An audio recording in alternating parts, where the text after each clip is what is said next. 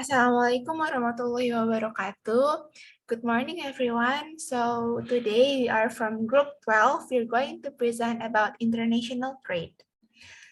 Before we start our presentation, I'm going to introduce our group members. The first one is Jerry Angga Wahyudi. The second one is Aurelia Udela Gitayani. And the third one is myself, Melanie Octaviani. The first material about definition and theory will be explained by Jerry. For Jerry, time is yours.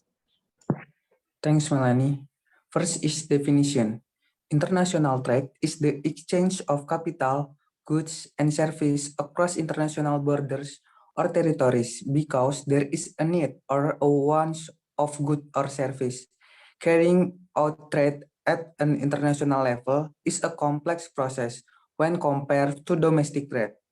When trade takes place between two or more state factors like currency, governance policies, economy, judicial system, laws, and markets influence trade. Two is and justify the process of trade between countries of different economic standing in the modern era. Some international economic organizations were formed, such as the World Trade Organization. This organization work towards the facilitation and growth of international trade. Statistical Service of Intergovernmental and Supranational Organization and Governmental Statistic Agencies publish official statistics on international trade. Next.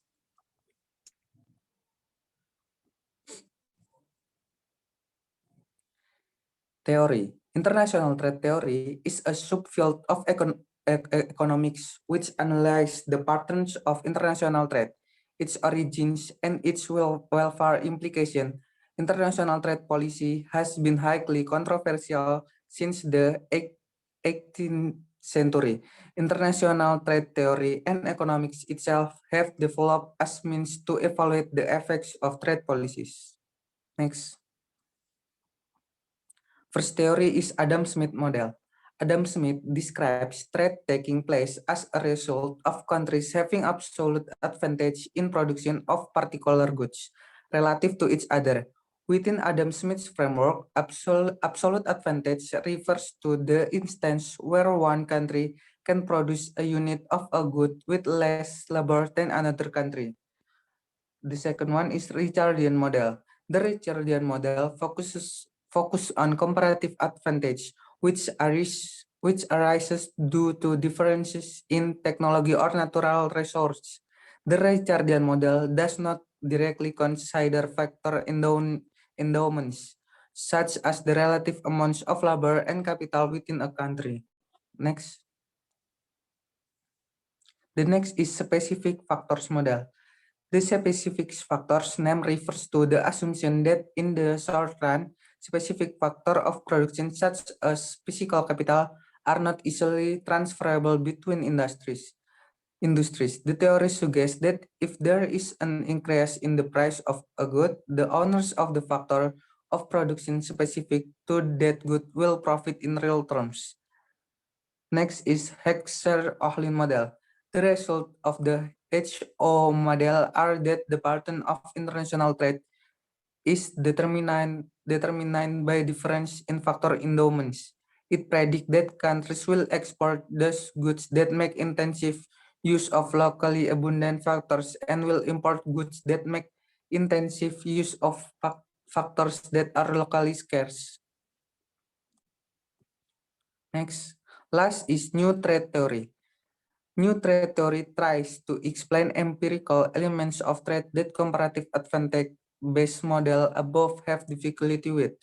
These include the fact that most trade is between countries with similar factor endowments and productivity levels, and the large amount of multinational production that exists.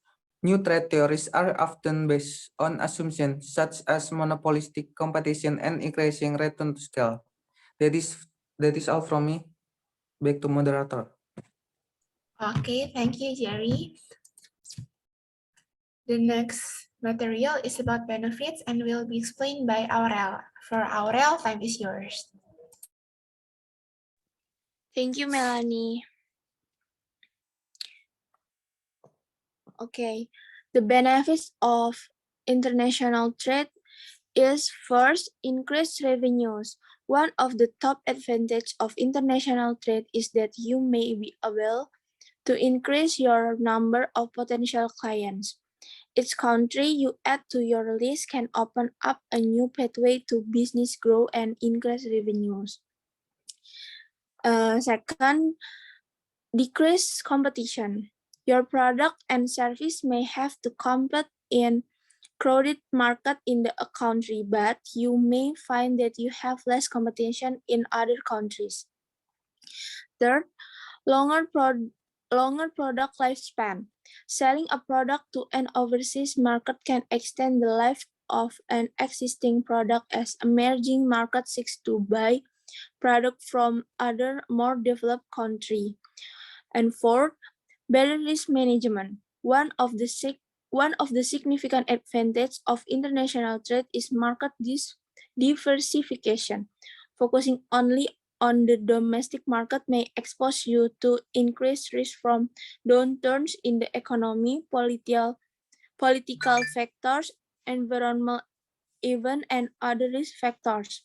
Becoming less dependent on a single market may help you mitigate potential risks in your core market. Next. Fifth, disposal of surplus goods. One of the advantages of international trade is that you may have an outlet to dispose of surplus goods that you are unable to sell in your home market. Six, enhance reputation. Doing business in other countries can boost your company's reputation.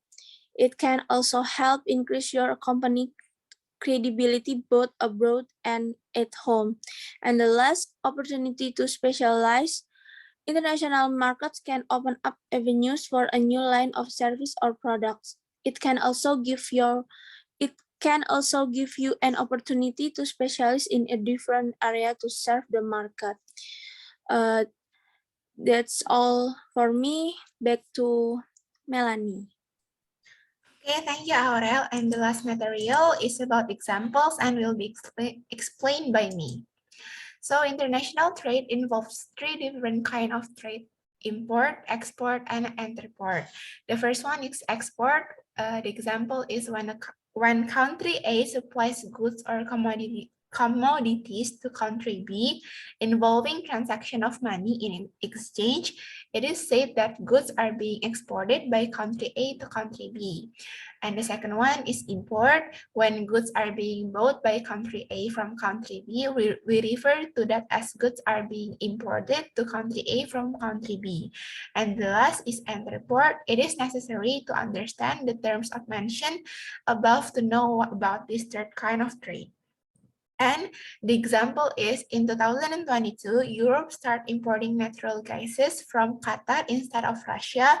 Before the war, Russia fulfilled almost 40% of Europe's natural gas requirements. Consequently, Qatar has signed various long-term contracts with the US natural gas imports. That's all our presentation. Thank you for your nice attention. Wassalamualaikum warahmatullahi wabarakatuh.